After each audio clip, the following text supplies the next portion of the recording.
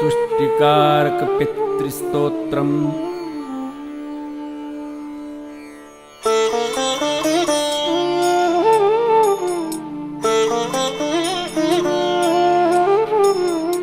अर्चितानां मूर्तानां पितॄणां दीप्ततेजसां नमस्यामि सदा तेषां ध्यानिनां दिव्यचक्षुषाम्।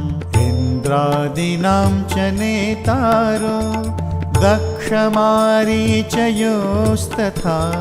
सप्तर्षीणां तथान्येषां तान् नमस्यामि कामदान्।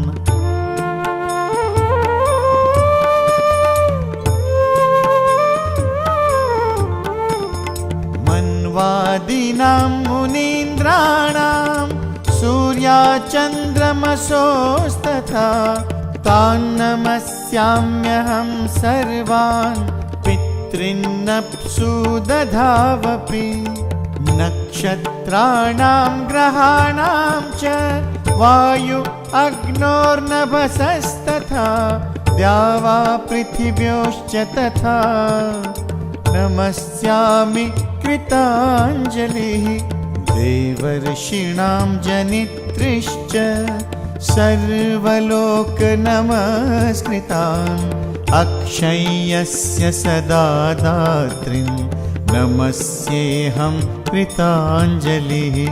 प्रजापतेः कश्यपाय सोमाय वरुणाय च योगेश्वरेभ्यश्च सदा नमस्यामि कृताञ्जलिः।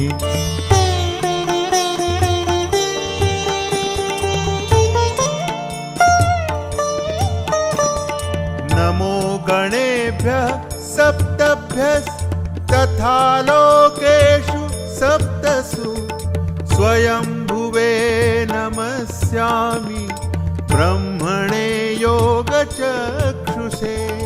सोमधारान् पितृगणान् योगमूर्तिधरांस्तथा नमस्यामि तथा सोमं पितरं जगतामहम्।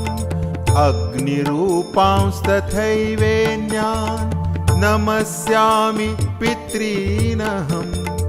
अग्निशोममयं विश्वं यत एतत् अशेषतः ये तु तेजसि ये चैते सोमसूर्याग्निमूर्तयः जगत्स्वरूपिणश्चैव तथा ब्रह्मस्वरूपिणः। तेभ्योऽखिलेभ्यो योगिभ्यः पितृभ्यो यतमानसः नमो नमो नमस्ते मे प्रसीदन्तु स्वधा भुजः। नमो नमो नमस्ते मे प्रसीदन्तु स्वधा भुजः। नमो नमो नमस्ते मे प्रसीदन्तु स्वधा